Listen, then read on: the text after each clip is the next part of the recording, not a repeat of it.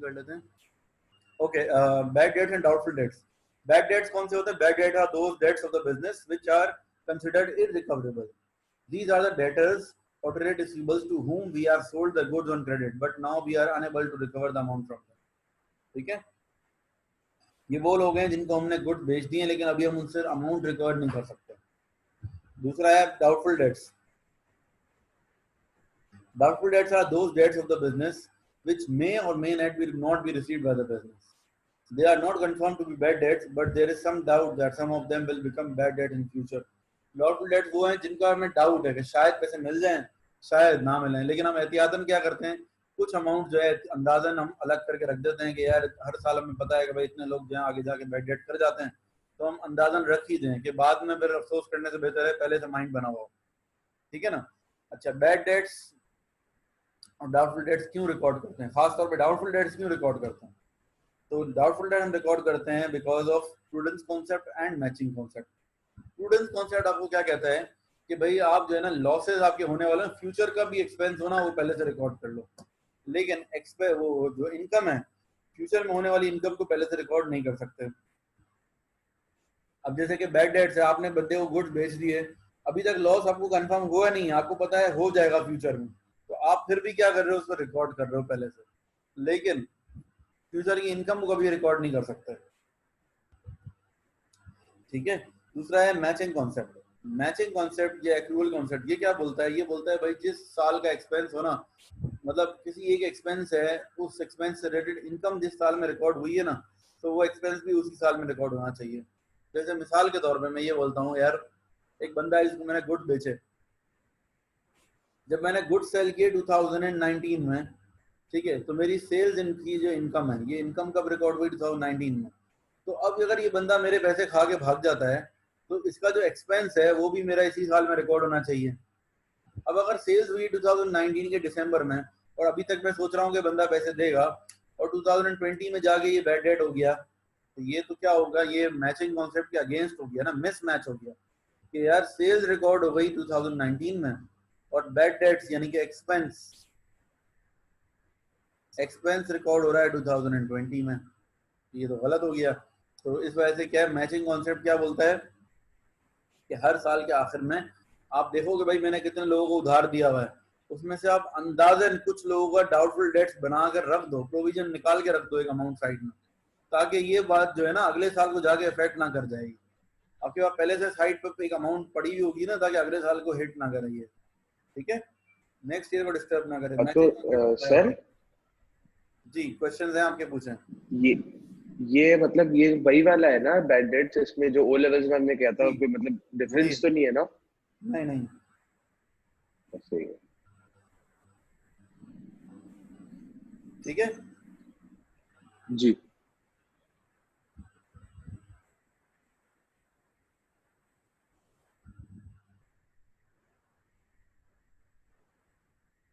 अच्छा भाई, आप डबल एंट्रीज की बात कर लेते हैं. अगर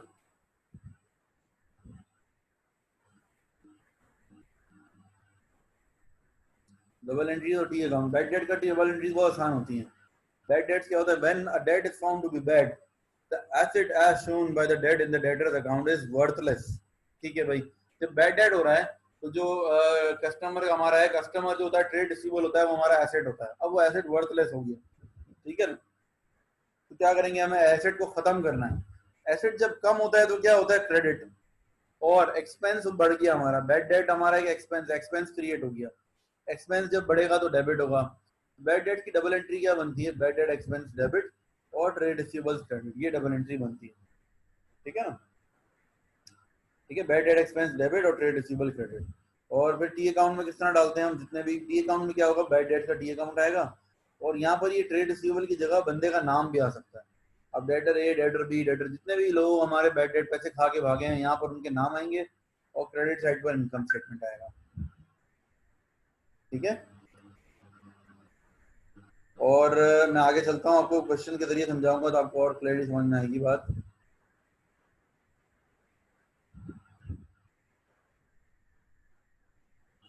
फिर प्रोविजन फॉर डाउटफुल डेट्स.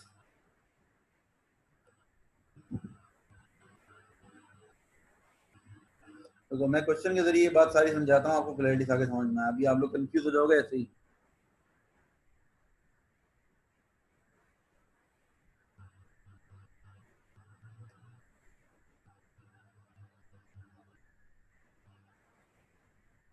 अच्छा भाई, ये देखो क्वेश्चन है, The following information is available from the accounting record of a sole trader as at 31st December 2018. Trade receivables की वैल्यू दी हुई है 2 लाख, बैड डेट 10,000 के हैं और provision for doubtful debts at 1 January is 5,000। अच्छा, क्या बोला सबसे पहले? Prepare entries to record bad debts and doubtful debts. Okay, पहले तो हम जनरल जर्नल में रिकॉर्ड करेंगे एंट्रीज। जनरल जर्नल हेडिंग डालेंगे,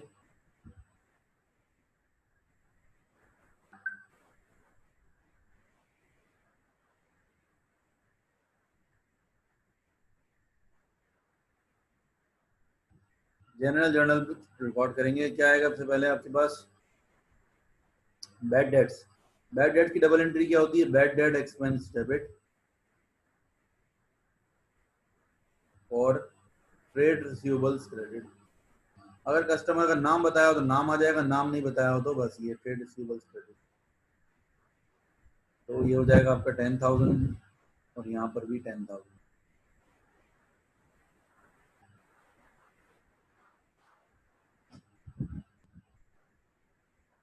ठीक है बेटा, आगे चलेंगे, फिर उसके बाद पार्ट बी पे आ जाएंगे।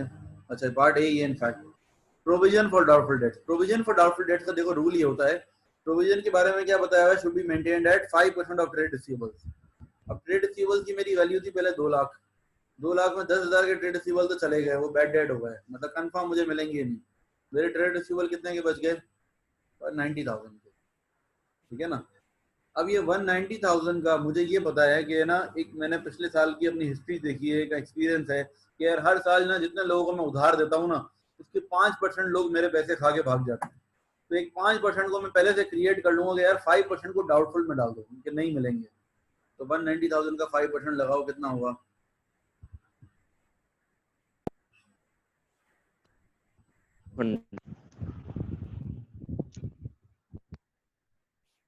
190,000 का 5%, तो ये 9,500 आ जाएगा।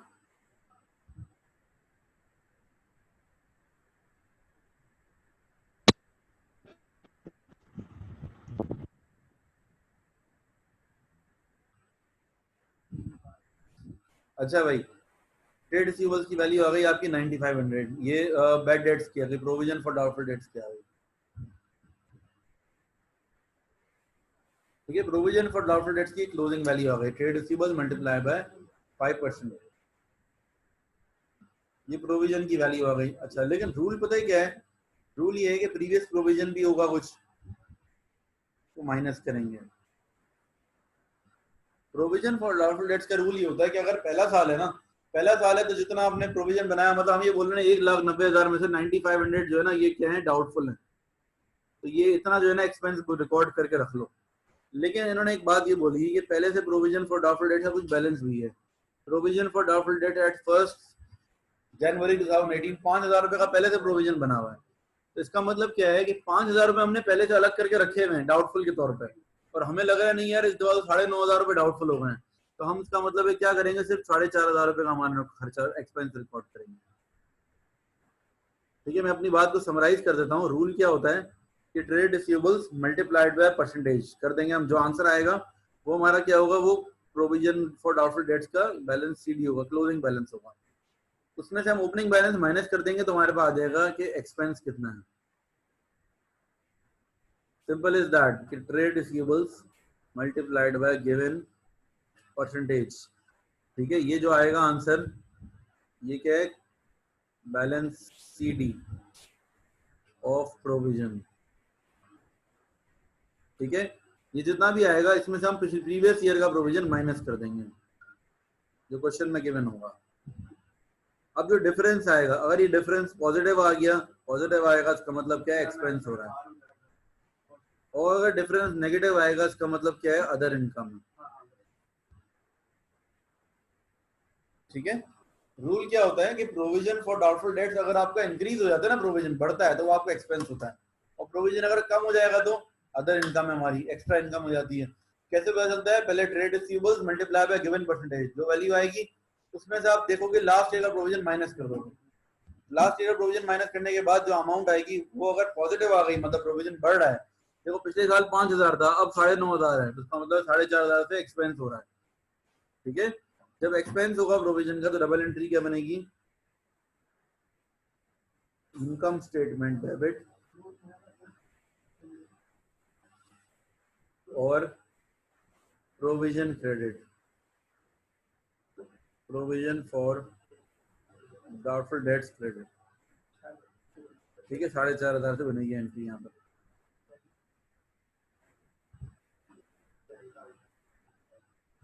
ठीक है, यहाँ तक हो गया ये कंप्लीट।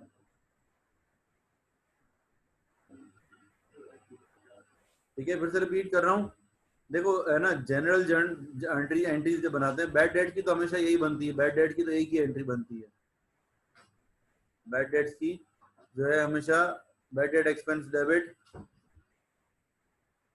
और ट्रेड रिसीवेबल्स क्रेडिट, हमेशा यही एंट्री होगी। लेकिन प्रोविजन फॉर डाउटफुल डेट्स की क्या होंगी? 2 एंट्रीज होंगी, या तो इनकम स्टेटमेंट डेबिट और प्रोविजन क्रेडिट, ये भी हो सकता है, ये भी एंट्री बन सकती है, या फिर उल्टी एंट्री बन सकती है, provision for doubtful dates debit और इनकम स्टेटमेंट क्रेडिट।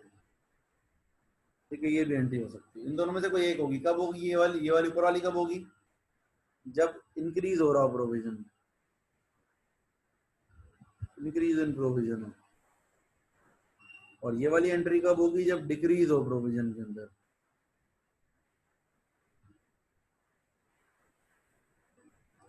ठीक है बच्चों, बात समझ में आ रही सबको? यहाँ तक कंफ्यूजन हो तो पूछ लें प्लीज। सर अगर बैड रिकवर्ड हो गए फिर क्या होगी एंट्री? रिकवर्ड पे मैं आता हूँ, अभी नहीं, अभी आहिस्ता आहिस्ता एक एक करके। रिकवर्ड भी है सिलेबस में, लेकिन पहले ये आप लोगों को समझ में आ जाए सही से, तो फिर मैं रिकवर्ड के ऊपर अभी नहीं जाऊंगा, थोड़ी कुछ क्वेश्चन की करने के बाद फिर रिकवर्ड पे जाएंगे। ठीक है, यहाँ तक कुछ पूछना तो पहले पूछ लें। Yes Sana and Usman. नहीं सर, मुझे तो है आइडिया, पहले भी पढ़ा था ना तो। ठीक है, यस सना।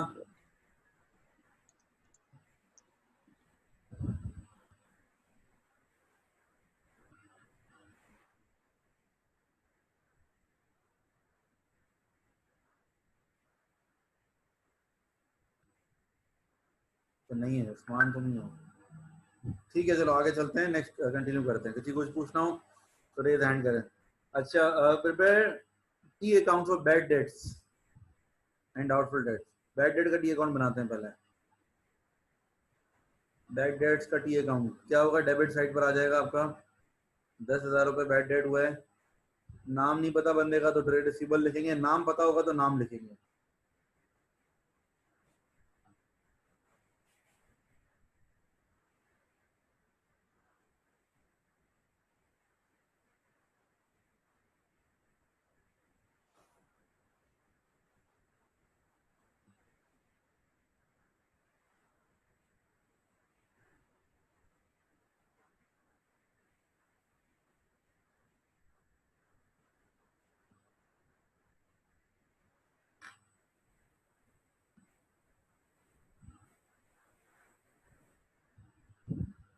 ठीक है, और provision for doubtful dates.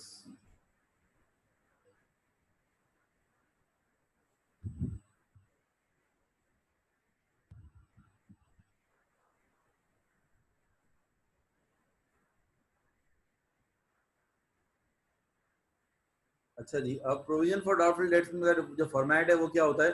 Balance BD हमेशा क्रेडिट साइड पर आता है, बैलेंस सीडी हमेशा डेबिट साइड पर।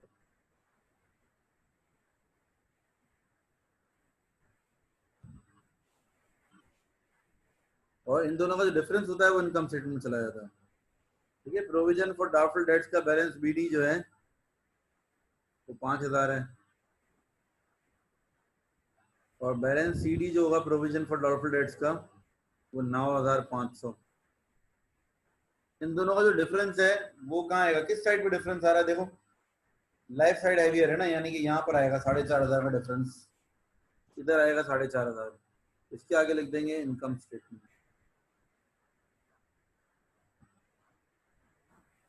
डेट आ जाएगी 31 दिसंबर। ठीक है, बैलेंस बीडी और सीडी की जगहें फिक्स है। इनकम स्टेटमेंट की जगह या तो इधर भी आ सकती है या इधर भी, दोनों में से किसी एक जगह आएगी। अब यहाँ पर नहीं आ रही तो ठीक है, देन अगेन बैलेंस बीडी।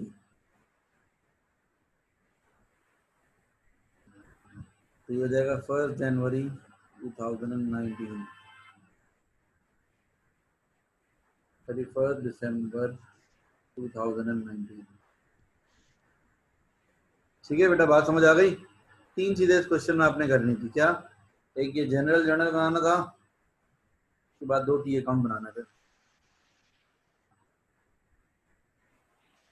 तो ये जो है यहाँ तक क्वेश्चन कंप्लीट हो गया।